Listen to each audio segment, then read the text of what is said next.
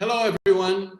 Welcome to the panel, Have Your Name on a Classic, on our first Making Groundwater Visible from the Groundwater Project. And I'm your host, Everton de Oliveira. And today, I'm also present part of my experience with the project. Thank you so much for joining us. Please, upload your picture watching the event. Okay, make a selfie and upload and tag it at the groundwater. Okay, see on the screen here, to be featured on our social media pages. That will be a great help because it helps us spreading our existence through your social media and your contacts. That's very important. We count on you. Like and share our posts. Volunteer to help translate books into your mother language. Make a difference. Let's make the groundwater visible. Before we start, I would like to thank our sponsors for making this event possible and free to all of you, okay? So, TDS, Technical Development Solutions from Saudi Arabia. Hidroplan, a consulting company from Brazil. G360 from the University of Guelph in Canada, Solinst Equipments from Canada, and Waterloo Barrier also from Canada. And also to all the individual donors, okay? Without them, this noble endeavor would not be possible. Please join them, donate if you are an individual, or add your name, or add the name of your company as a sponsor to get to become part of this game changer initiative. Okay, thank you very much. Today, our session on Have Your Name on a Classic, it's about translation and how you can have your name on a classic. The 1979 Friesen Cherry Groundwater textbook. It's so famous. It's the most famous groundwater book ever. And that's the start of the Groundwater Project. And you listen to the story because you have some special guests here to tell you how this whole thing evolved and became what it is today and how it is going to be so big, okay? Translation, it's very important. And that's how Dave Bethune, who's going to talk to you today, had this, I would say, wonderful idea. And amazingly, he's not a foreigner like me. English is his first language, and he had this initiative of translating books, which is so welcome. I'm Brazilian, and I live in Brazil. I'm part of the Groundwater Project Board of Directors, and I jumped into this project because of the nice idea of distributing knowledge, and part because we can make books available for anyone in their mother languages. This is important for people that don't have English as this first language. Why? Because when we're learning groundwater or we're learning hydrogeology, we need to go through the concepts, and the language, it's an special or an extra barrier for us to learn the groundwater concepts. If we have the books in our mother languages, this barrier is gone. So it's much easier and it's much more comfortable. We can survive in English, we can speak good English, but not everybody can speak good English. We read usually better than we speak. So to spread groundwater knowledge, it's much better if we have groundwater in the mother language. Why? Because people can learn easily, right? And not only that, because science in your mother language helps increasing the vocabulary. Why? Because we need to use specific words to define things when we're doing science, and these words get a specific meaning. This is very good for vocabulary, and that increases the power of your language. So science is a way of increasing your language. And that's very good because for communication in your mother language, you need a broad vocabulary, okay? The more you add science into your language, the best for your culture in general. So you're welcome to translate, okay? So please participate as a translator, because this is important for groundwater, for your language, and also for yourself, because there's lots of it in it for you. How? Because you have your name on a classic. You can translate and you can have your name as translator, because we're going to publish the book with your name as translator. And not only, I'll show you, and you have some ideas of the examples that we have today on how this is being done. And it's fun. It's work, but it's fun. And you can learn as you make good for your community, okay? Today, we'll have here 3 hopefully inspirational stories to give you ideas on how to participate and promote the good for society. We'll start with Dave Bethune. We'll start with Dave Bethune from Canada, myself from Brazil, and Gani Nessipbekov from Kazakhstan. And the 3 of them will tell you how to have your name on a classic and much more. Welcome, Dave. Welcome, Gani. Please make a short introduction of yourself. Dave first, please. Hello, welcome to this Groundwater Project event. It's my pleasure to be here. My name is David Bethune. I'm from Canada. I work mostly at the University of Calgary.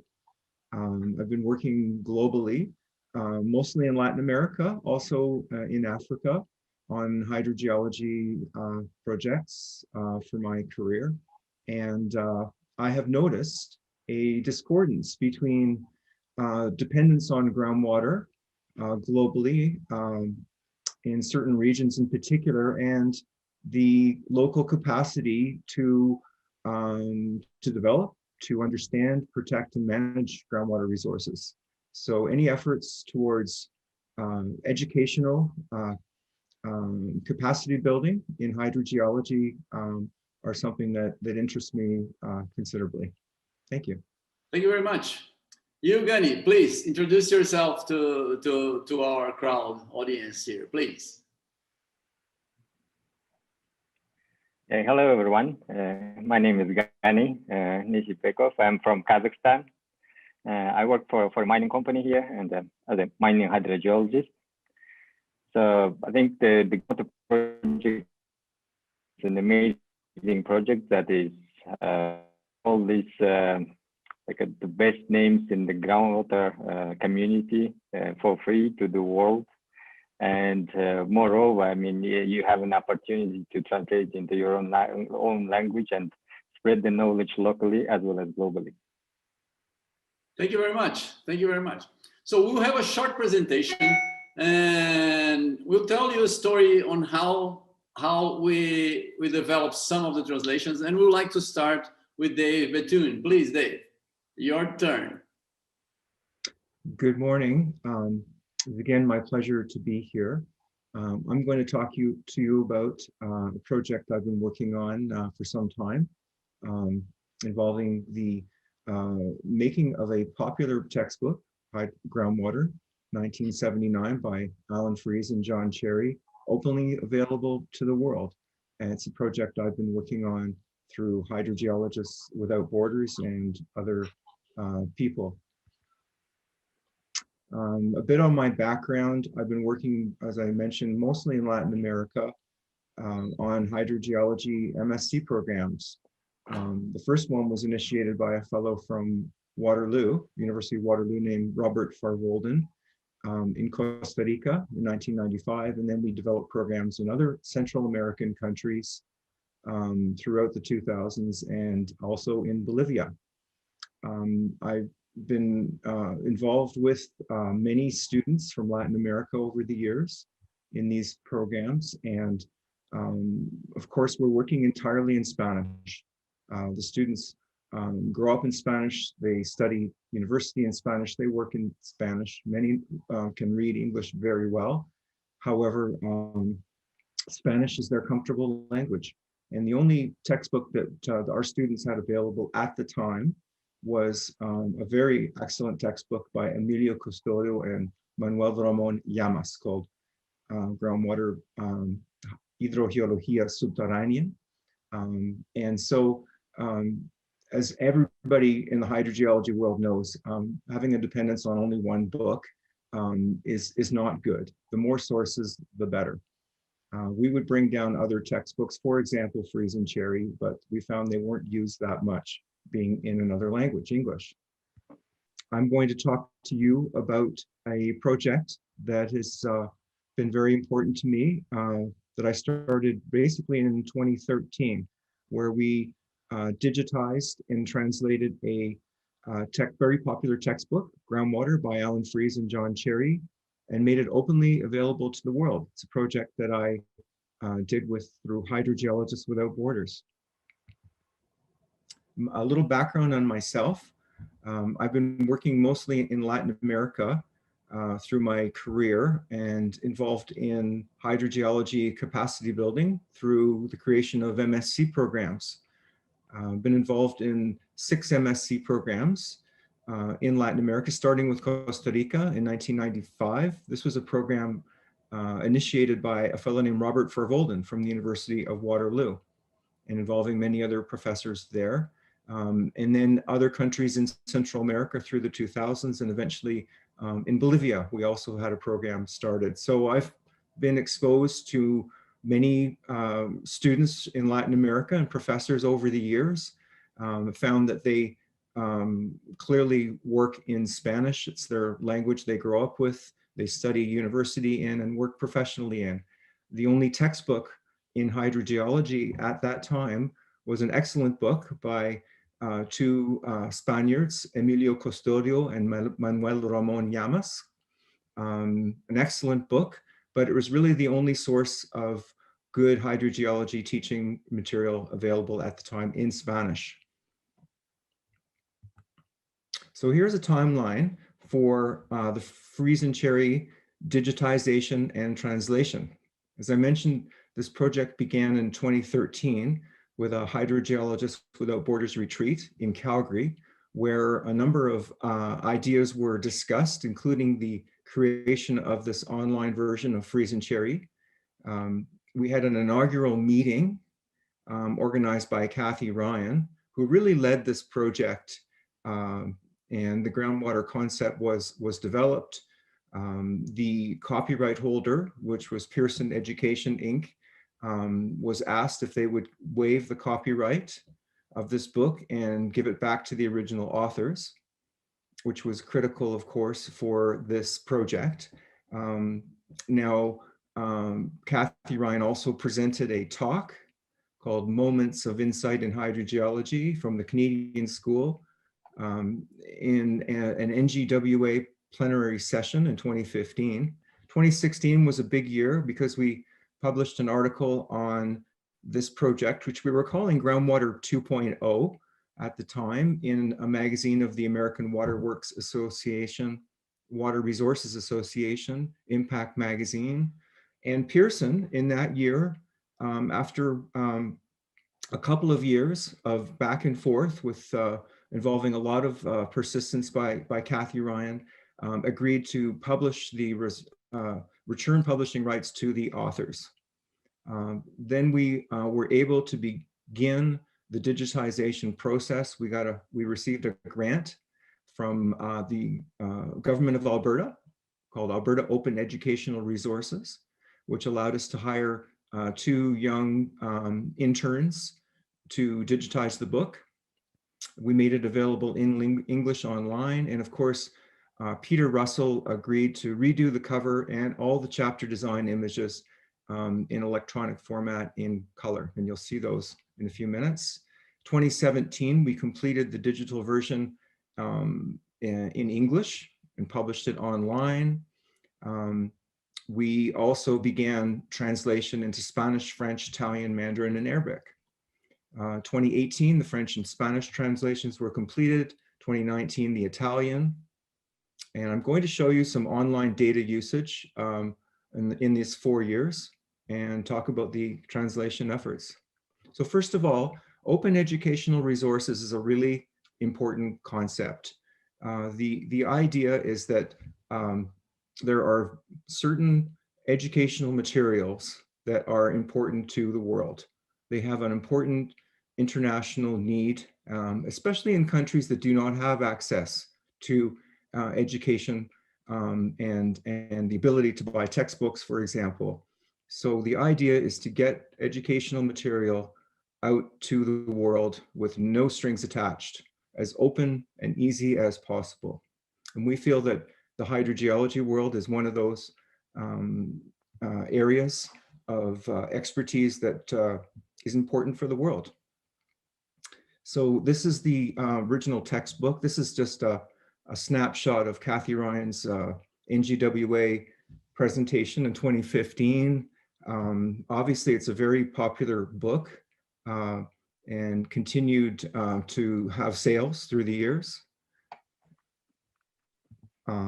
Everybody probably has their opinion on why the book is so popular, but clearly it was well written and designed. This is just the first page of the article that Kathy Ryan and I wrote on this project in Impact Magazine.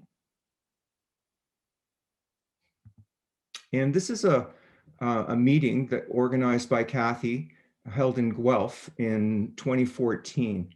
And this was the inaugural, really the inaugural meeting of this project. So this is where really the ideas came out in terms of updating Freeze and Cherry and getting it out there to the world, and then creating a whole other host of educational materials. So we have from left to right, Bill Alley, Kathy Ryan, Beth Parker, John Cherry, Doug McKay, Bob Gillum,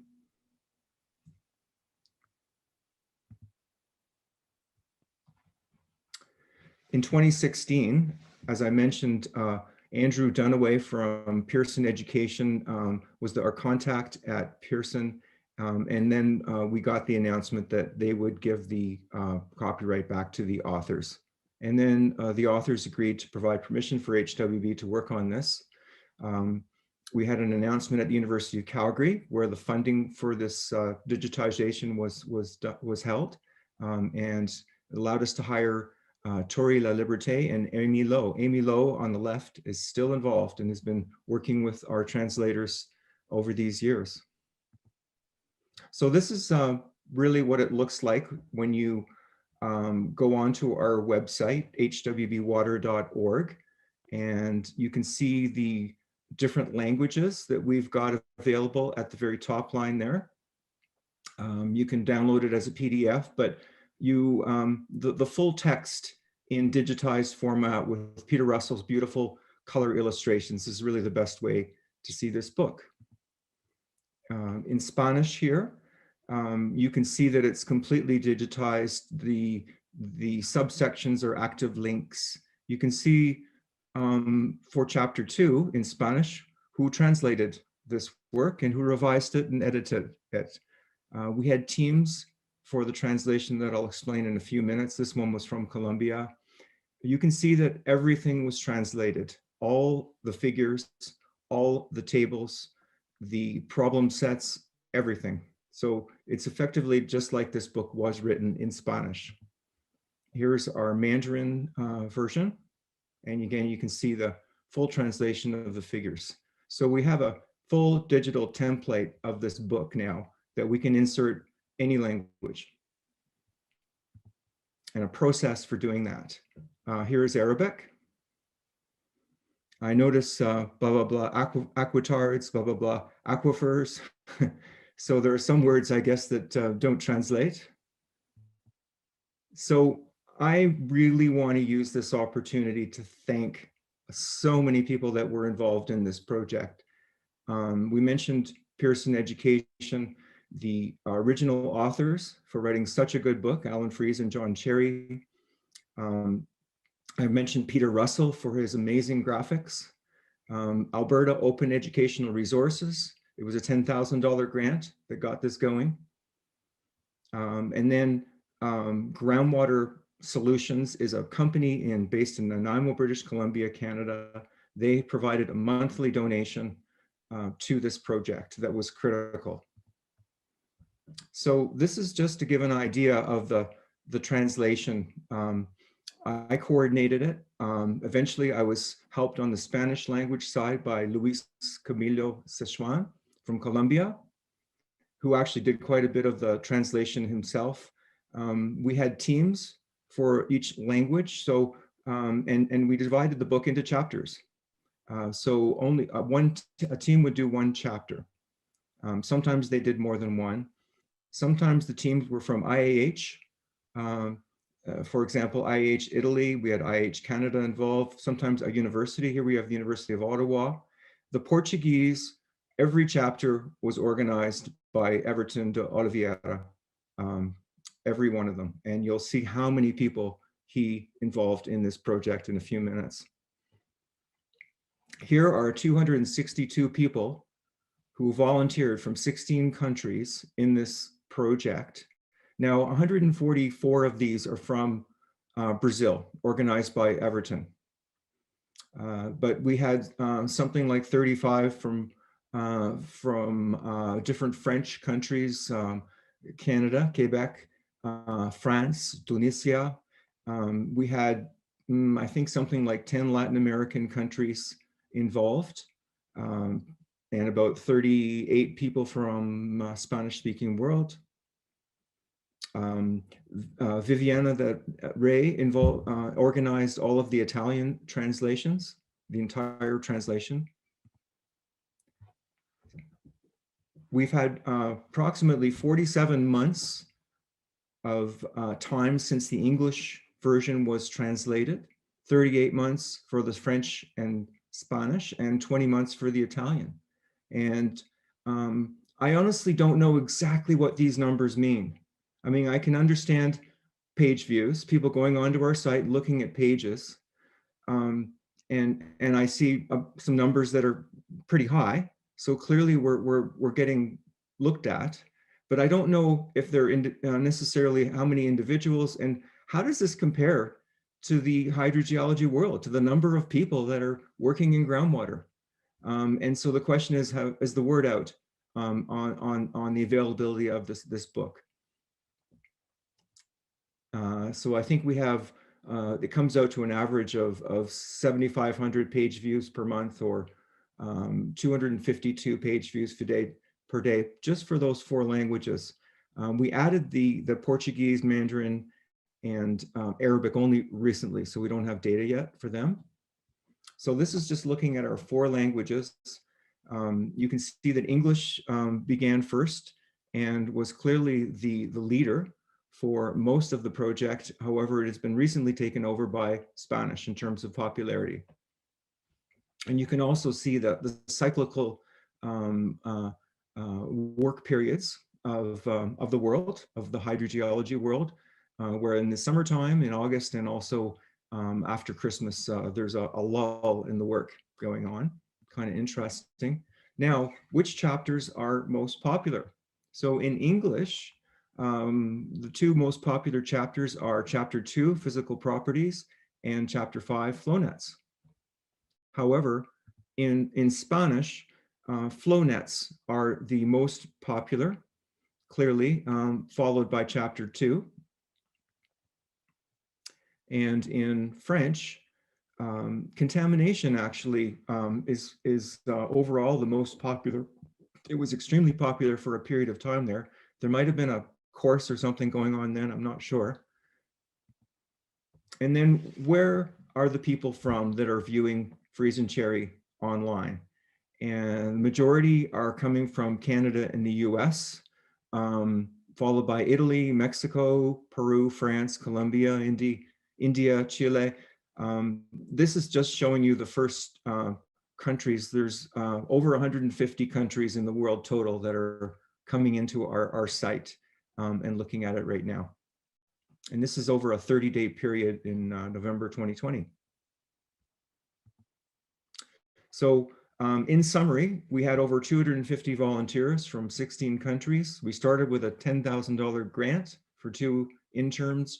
We've been able to keep going with 1 part-time employee, Amy Lowe, who I mentioned.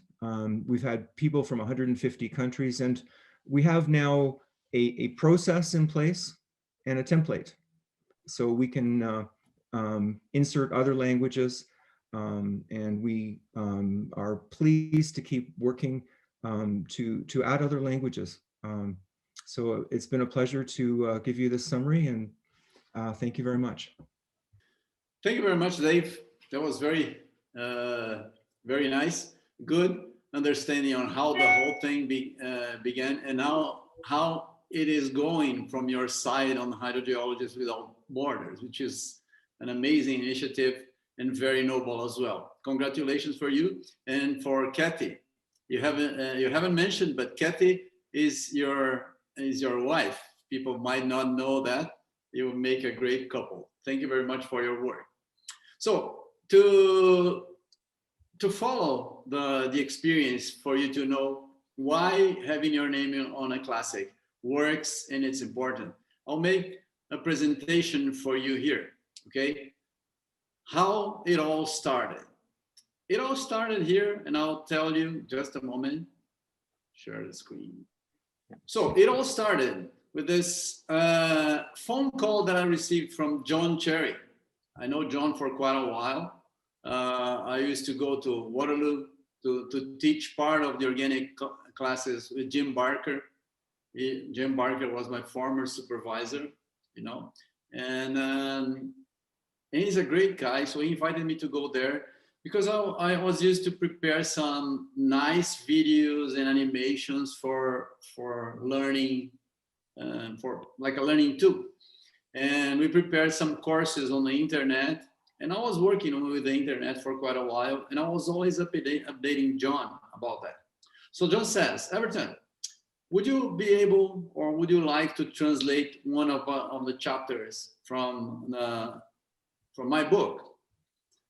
And well, I thought, from my experience, I was distributing some books in Brazil. I have an NGO, which is called the Instituto Água Sustentável, Sustainable Water Institute. And I was distributing books that I was the author. And I said, well, I'm having some success here distributing a book of a very, unknown author, myself. That could be much more, much easier if I could distribute John's book. After all, he's John Cherry. Everybody knows him.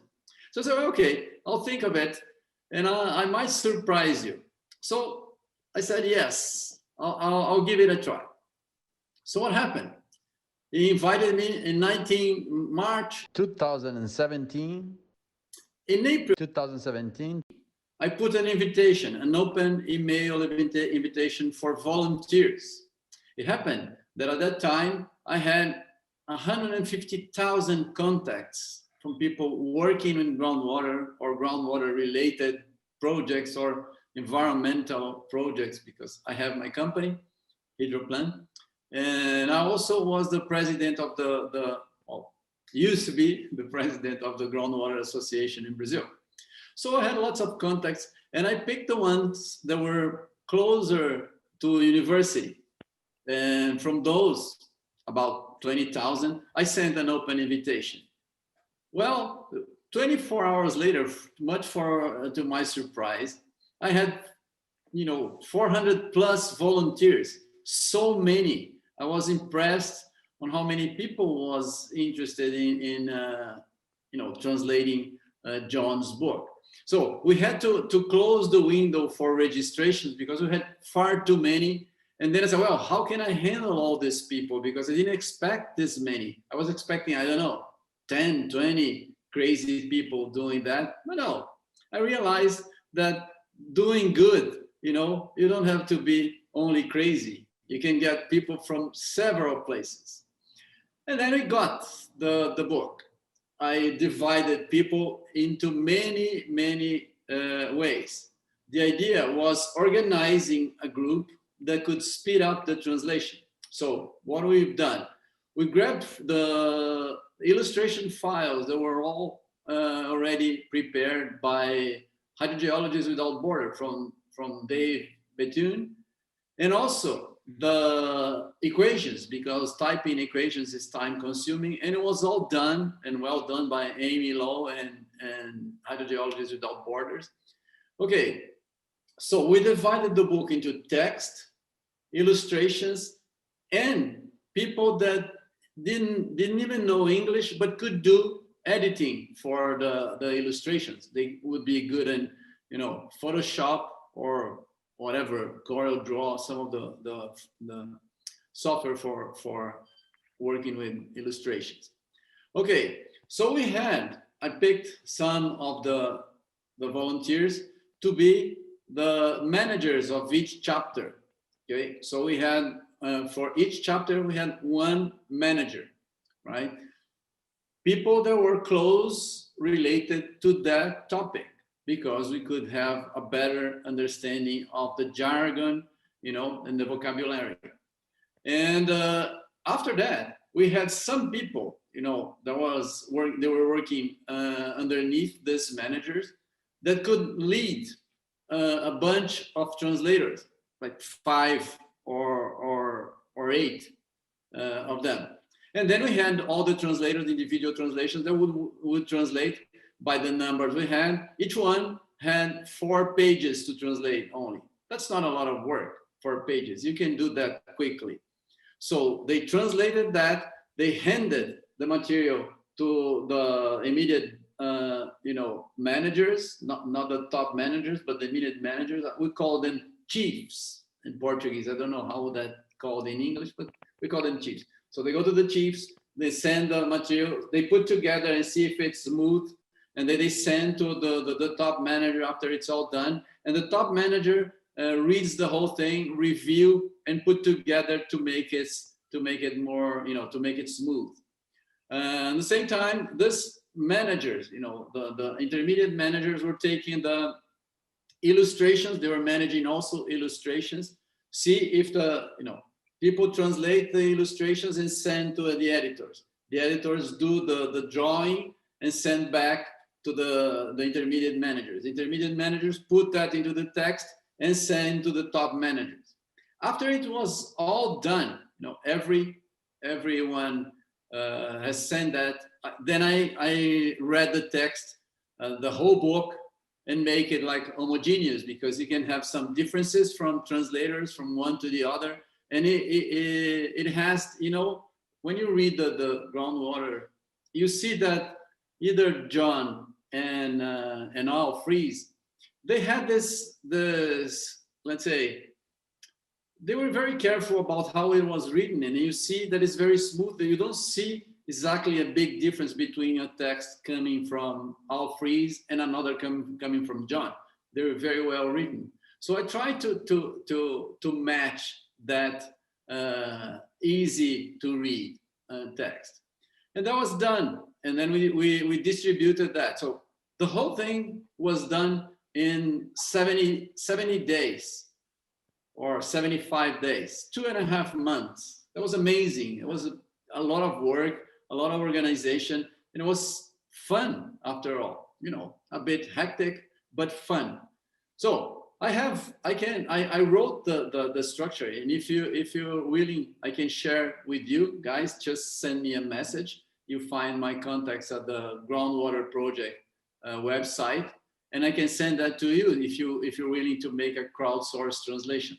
It is a lot of work, but it's fun, and you can do it. Okay. So after we had that, the translation was done. I started after the final touches, because that was, you see there is a delay there.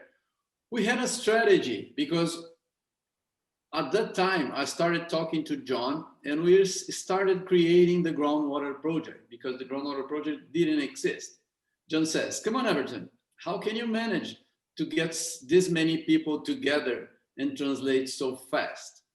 I'm very interested. You know, I'm getting older, and, you know, speed is an issue for me. I want to have things done fast. It's okay. I've done it that way. So we started distributing the book after it was done. We had a strategy to engage people into our project. And how was that done?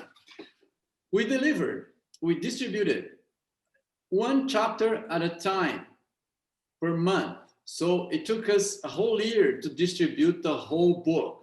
Why? Because every month people would get in touch with the book. So they get the book and then they have another email message and some messages on social media, and then again the next month. So the whole thing stays in the mind of people because they're always seeing the book and they're waiting for some more. So our strategy is to linger on and get the Groundwater Project known by people after that. And it worked because we had 50,000 plus downloads from our books, and a Portuguese version in Brazil. It's hard to say if people downloaded more than once. And then we had the campaign, and in April 2019. That's why we have this big delay, because we distributed the book throughout the year. So we had a big event here in São Paulo. Let me see what we have here. We had a big event in Brazil, in São Paulo. You see, that's myself and John Cherry there speaking, right? And that's Bruna. Bruna is a director of the Institute. We have many people who helped working with the book. And I'll tell you a bit about this place here. You see the Água Sustentável Groundwater Project. This is my NGO here in Brazil who promoted the event, and this is the Groundwater Project. At that time, the Groundwater Project already existed, okay? So what happened? We had John Cherry coming to Brazil because we wanted to discuss the future of the project. And we had this event at the Federation of Industries here in Brazil, in São Paulo. It's a huge and powerful institution. So we had an event there. So we launched the book there. We had a cocktail party at the Canadian Council here in Brazil, right? To present to the project to potential sponsors. And after the event there, at the end of the event, we had this trial for distribution to advertising. We call that the Instagram corner. So we had this panel, right, at the back. People, so I see that I had my copy. It's a bit, old. The colors are a bit faded in the book. So people would take pictures with John Cherry in the book. So we had a huge line of people taking a picture with themselves and John Cherry and sending to their social media. It was great because that helped boost the download of the books even more. So it was a success. It was very nice. Somehow, thank you, that was my presentation. So after we had this distribution, the project was picking up, and we were working already on social media and distributing the knowledge of the book. And that's when Gani came in. He's an early bird coming to the game. He realized the book was good because he used the book before, and he couldn't get away with the possibility of translating it, which is very good. So Gani, please tell us how it all happened, why you're here. Yeah, pleasure to be here. So basically, some of the reasons that, some of the causes or reasons why I ended up being part of the Groundwater Project roots back to 19th century. I mean, believe it or not, but yeah, that's the fact. I'll explain why. Because so towards the second half of 19th century, Kazakhstan became part of Russian Empire due to some historical reasons not related to groundwater. So since then, the Kazakh language actually slowed down its development as on its own, like a standalone language. And most of the textbooks, research and development was conducted in Russian. And as a result, we had very, very few literature textbooks, any like learning materials available in Kazakh language. Also, I studied in Kazakh language. First year I was studying in Kazakh language, and because of the complete absence of textbook in Kazakh language, I had to switch to Russian language because all of the textbooks were available in Russian language. Okay, the years passed by. I was lucky enough to get a scholarship to study abroad, to pursue my graduate studies in Europe, in England, in the UK, where actually first time I met the textbooks, the Freeze and Cherry. We had some other textbooks, and I was surprised by the language, how simple the language is, and at the same time you get some complex sort of scientific and engineering I don't know, phrases or phenomenon explained very easily. So basically I felt like I am learning everything again from scratch, because the way that the information is delivered, the scientific or academic information is delivered in every language differ. And for me personally, it was quite difficult in Russian. For some reason I find it difficult, and for some reason I find it very easy to learn the same things in English. I don't know why. I cannot explain that. And then, yeah, again, I completed my graduate studies. I came back home. I started working for universities, and I noticed that nothing really has changed since I was a student myself.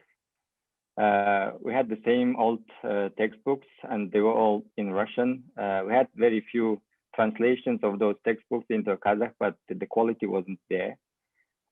So I was sort of brewing up this idea of translating a really good textbook into my own mother language. And then, yeah, at that time I thought that was a crazy idea. I'll just email these guys. So I had a list of the classical textbooks in hydrogeology. I sort of had a ranking of them, and then I started searching for contact details. Yeah, I couldn't find the contact details of Alan Fries, but luckily I found the email of John Fries, and I emailed Dr. Fries, and the next morning I had an email. It was very short. I guess he answered from his smartphone or something. I was like, yes, I mean, you're welcome to translate. I'll get back to you later with details. I was like, yeah, that was a small shock for me. The next day, I had a decent email with Everton in the loop, Julia in the loop, with all the details that and sort of the document that explains the Groundwater Project itself. I mean, that was a very happy moment, because you can see that all these worries are immediately gone. So I'm free to try. We're translating. If you compare the Everton's group and our group, we're very slow. After my first interview, some people contacted me that this project inspired them to initiate their own project. So currently, one project is is sort of initiated, and people are applying for governmental scholarship to conduct it. So they're trying to translate 30 classical textbooks, science and engineering textbooks into Kazakh language. So they're making a list of those 30 textbooks for different disciplines, which is quite nice. And the second, the project that is emerging is to develop sort of the kids book as we have in the Groundwater Project, sort of this little stories that would explain the fundamentals of science and engineering disciplines to kids. So to put the seeds as early as possible, so people would be more or less interested in pursuing the careers in applied sciences and engineering. So I think it is really nice. I'm really happy that my involvement through me, people see this project, Groundwater Project, and it inspires them to do more, to do the similar but different things, and actually to do it everything for free, because no one is really asking for any money. It's everyone is like freely and happily sacrificing their time and energy to do a good thing. I think it's really nice. Thank you very much. And that was a very nice description. Thank you very much. So one question for both of you, because our idea of having this session is for people to take a little bit of our experience and get them involved. We put our first invitation, because the problem with the Groundwater Project is, as any NGO, is that we are short of staff. We have very little people working, volunteers mainly, right? And then we need to work on our spare time. That's what happens, like all of us. We put a first call for translations, and we were amazed because that was so quick on social media. The Groundwater Project started officially our website this year during pandemic. That's like 5 months or 6 months old, only the website that we put in place. And we have many people. We published 10 books already, right? Close to 10. And we have available also the Freeze and Cherry, right? And PDF version for you to download. And when we ask people to participate with translations, we put an invitation. We created a Google form for them to sign in, and people signed. And we were so amazed that we had more than 200 volunteers already from 43 countries up to now. Now I checked the numbers a few moments ago, and offering 33 different languages. That's amazing. Of course, that showed me how ignorant I am in languages, because some of them I've never heard, right? And I'm very, very glad to be ignorant and to have these guys making me learn how good they are and how good people there is all over the world. So if you sign in, if you're watching this session, I'm going to get in touch with you, but it's 200 people who have to get in touch in one by one, so it takes some time. But myself, and I'll put Dave Bethune as well in contact for those who are willing to translate the 1979 books. So back to the questions. What's in it for you? Why will you do that?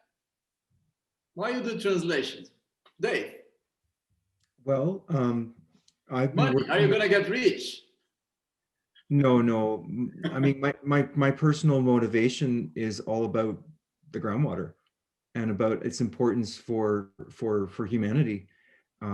So I mean, that's all there is there. It's all about the importance of groundwater. And I've been working in countries where groundwater is very, very important, where it supplies the vast majority of water supply. I think globally it's about 50% or so, but I've been working in countries where it's 70, 80, 90% groundwater usage, with very few people with an education in groundwater and very few local educational opportunities. And I've also seen the importance of language and how important it is to have materials in your own working language, in your mother tongue, so to speak. So that's my motivation for the translation. Very good. Gani? Yeah, I think I completely agree with David. It's basically caring about groundwater, more or less like caring about the nature, but through groundwater. So the idea of translating is sort of gives you confidence that people have all the information and knowledge about groundwater in their own language, so they understand it, they learn it, and use it out. We lost the very end, but that's okay. Well, I totally agree with you. Of course, I was joking. This is about doing good. I completely understand your motivation. It feels good helping other people learning groundwater. Groundwater is so important in the world that spreading the knowledge to the vast majority of people. In our aim in Groundwater Project is to reach not only hydrogeologists and not only hydrogeologists want to be, but people in general. If people, young children could understand a little bit of how the water cycle works, so they would think better on how to protect the water environment.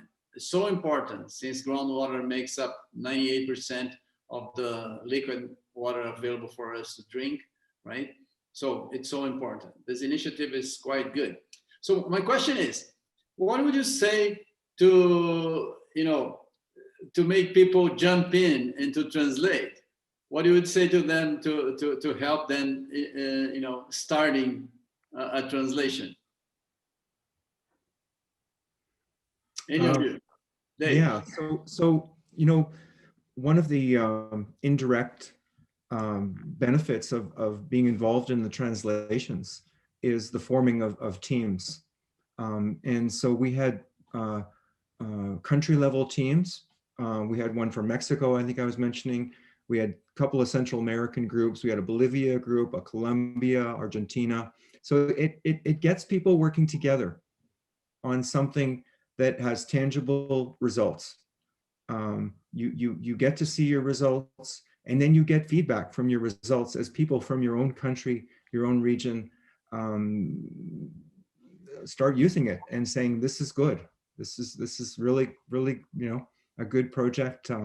So positive feedback. There's also an international collaboration here involving people from different countries working together, which is really good. So there's an indirect benefit of helping to foster hydrogeologic communities within countries and within regions, and getting us working together, because not every hydrogeologist in the world is a member of the IAH, the International Association of Hydrogeologists, and not every country in the world has a national chapter of the IAH. So this is an effort to bring us together a little bit. It's very good. Very good. Thank you. Gani. That's sort of the easiest way to become part of the global groundwater community, I guess. You don't have to pay any fees. No, I'm joking. I think also I would talk to students, I guess, more or less, because translating something requires you to fully understand the subject or the thing that you're reading and translating, to be able to translate or to communicate in another language. So in my opinion, probably not directly, but it is also a great learning tool. I mean, by translating the Friesen-Cherry textbook, you'll get excellent foundation of your groundwater knowledge. I agree. Well, I had to read carefully the whole thing. So I had used the Friesen-Cherry before, but doing the translation was another step of learning, because then you say, wow, Jesus, was it all this there? I didn't know that. So it was quite interesting. I agree with you. So we have also in our groundwater project, we have other books, and we're expecting to publish about 200 more titles by the end of 2022, which is a lot. It's about 100 books per year. So there will be a lot of fun for volunteer translators to participate. You can pick one of the books. The books are quite short in general because they're like chapters, but they're individual books because they have their own ISBN, they have their own authors. So they are individual books. They have 70 pages, some, the longest that we have Up to now, it's 140 pages. So they're not too long. So it's not, such a bad task when you tackle that to put it into your mother language. And that's going to be good for your community, because reading things in your own language is quite comfortable. I know that because English is my second language, as you see by my accent, I guess, right? So, guys, I would like you to make a final statement for our audience here. I'd like to thank you very much for participating in our session, and please say your final statement.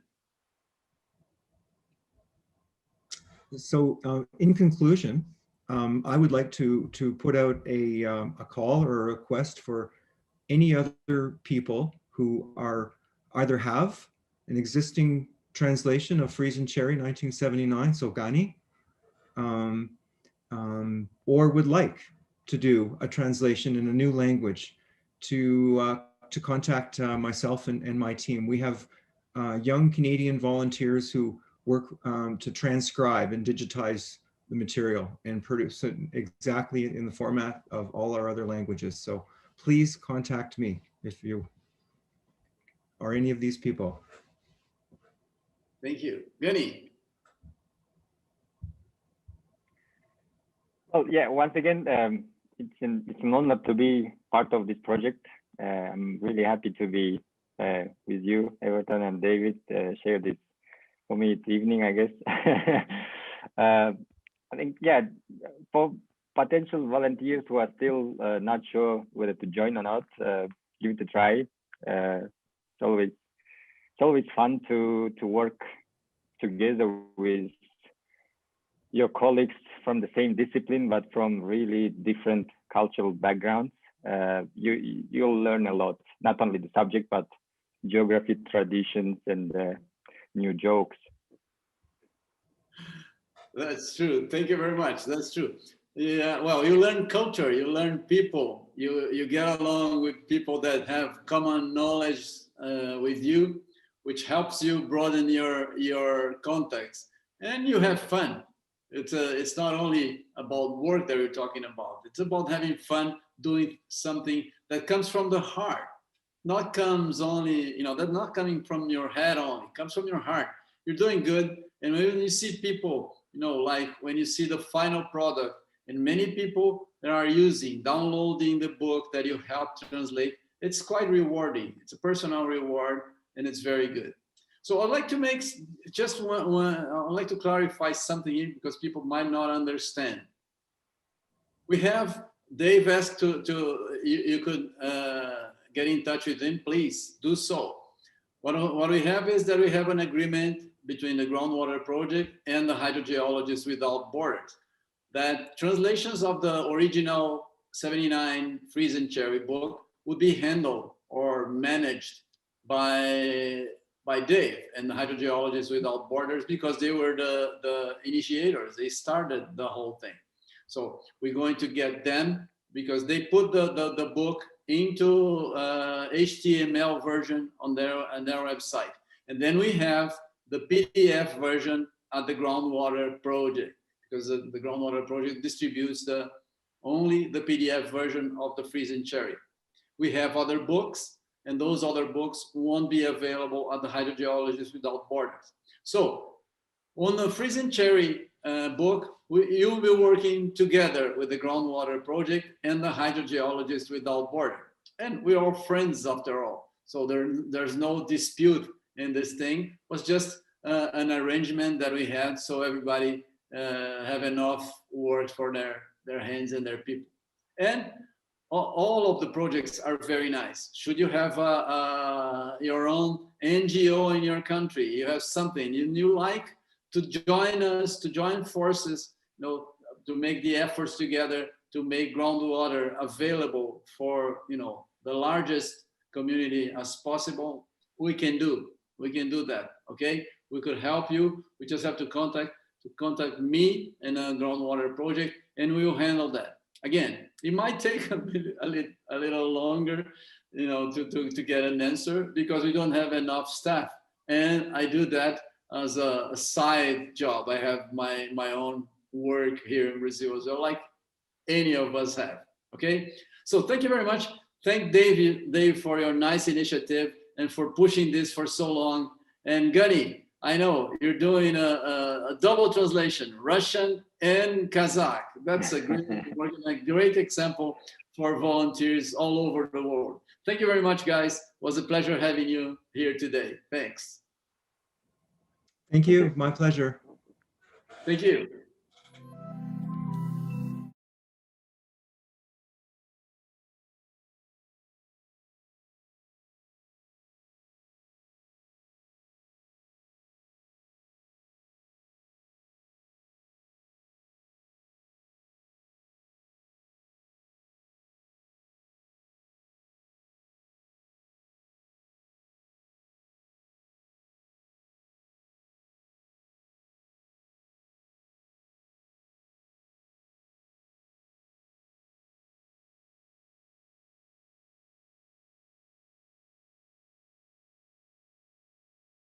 Around 25 people watching us at this moment. And we do hope that you're all potential translators. That you could help to bring our material into your mother tongue. Okay? So, we have a few questions. I'd like to thank Dave Bethune for participating. And we have some problems having connections with Gani Nessipbekov. So he unfortunately, he won't be able to make it with us here today. So we're ready here to answer questions for you guys. So I'll take the first question from Imran from Pakistan, Imran Aziz Tunio. Hello, is there any time restriction limitations for translating the books? Dave, can you answer that for the 1979 Prison Cherry book? About time restrictions for translations, please. You're muted. You're muted. You have to unmute yourself, please. Thank you. Yeah, regarding Friesen Cherry 1979 timeline, there's no specific timeline. However, in general, we like to see the translations completed in 6 to 8 months. It really depends on the numbers of translators and motivation. And I think that Everton's work in Brazil is a perfect example of that, where there was a lot of people together very quickly and they got the job done. When you divide the work, it's not that long. But there is a process here to keep in mind. You have to, not only does each translation have to be done by a hydrogeologist, then it has to be checked independently by someone else. And then there has to be a final review, of course, done for each. So there's really 2 levels of review to make sure that when the translations are complete and published, they are in fact good translations. On my end, yes, Dave has a great experience on that. We're having people translating books from the Groundwater Project. The books on the Groundwater Project, they're much shorter than the Friesen Cherry. Friesen Cherry is 620, something like that, pages. And the books in the Groundwater Project are shorter. The longest is 140 pages up to now. So 70 pages to 100. So this is much shorter. And usually people are taking the task on their own on a small group. So I understand that for 100 pages, if you're taking that on your own, and usually you're doing it on your spare time, because translation is a volunteer work, you're not being paid, you're doing it on your spare time. It's very reasonable that you can finish that in also 6 to 8 months, right? We can help you giving some files, for the illustrations. We make it easier for you to work the illustrations. And if you have a small team of friends, that could be much faster, much faster. The only suggestions that I do, and that's reinforcing what Dave just said, is that someone, someone who has a good knowledge of the subject reads it. Not only a good knowledge of the subject, but someone who has a good writing in translated languages, okay? That is key for a good translation. Thank you. I have a question from Nestor Linares from Venezuela. It says, a dictionary of groundwater technical terms is planned to be published as support material, is a question, I think. A dictionary of groundwater technical terms is planned, or is a dictionary planned to be published as support material for the Groundwater Project mission? Well, I might answer that for you. I had just talked that previously today. Yes, we are intending to do that. We discussed, because this comes to mind every time that we work with translations, and not only on producing the book, because we have specific jargon, so the technical terms are important to be clearly defined for science. So we thought about that, because many authors write their own short glossary, let's say, and we wanted to produce something. The idea is to have on our website a version of the software which is free, the software for Wikipedia. So we could have a Groundwater Project Wikipedia for glossary. Why? Because it's an easy way of producing that. We can have volunteers working as the Wikipedia works. Only thing that is still, let's say, hinders us to produce that is volunteers. We need people to help put this in place. All that takes time and effort, and we need people to take care of that. And the manager of the website is probably someone who has a full-time job, which we still don't have on our staff. So if you're willing to help, and if you know someone who knows how to handle the software and could work as a volunteer, like Wikipedia is volunteer-based work, we will be glad to talk and to see if we can put this in place. The sooner, the better. Thank you. Could you add something, Dave, about that? You have that experience? That was great, Everton. Nothing to add there. Thank you very much. Well, you know that we will be tapping on your expertise. You have many contacts, and Spanish was a great success, and we have many volunteers from Spanish-speaking countries. I think that will probably be our first trial. Thank you. Guys, do you have any other questions, people? We still have 15 people participating here. You have questions?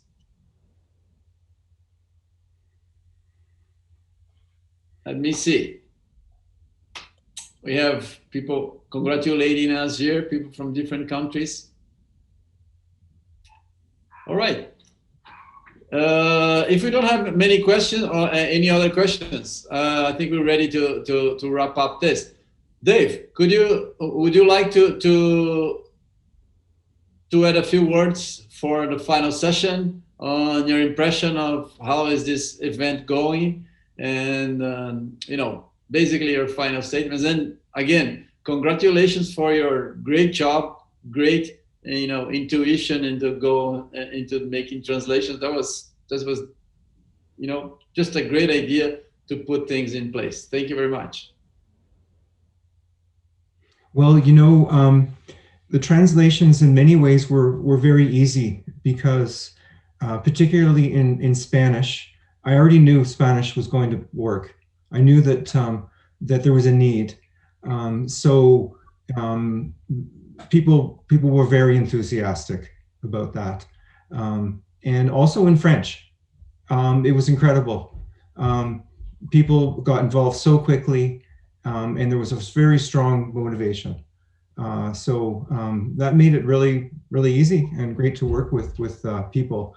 I have a question to ask, which is, what other classic and maybe not so classic hydrogeology textbooks or materials could also be made available to the world, open access, and translated as well? I know there are several, I can think of a half dozen excellent textbooks in hydrogeology. Of course, they all have copyright and the original authors and etc. But my question is, are there any others out there where this could be done? Yeah, good point. The question is for the audience, because we were talking to people, to authors who have the Marci here, and Ramon, Custodio, and Llamas.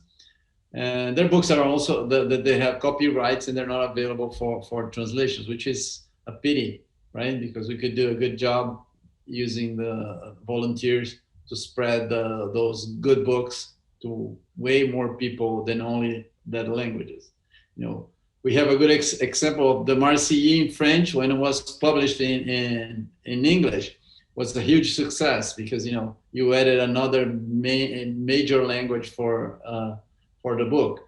If we had that in Spanish and Portuguese, also, you know, many people speak that language, it would be very good.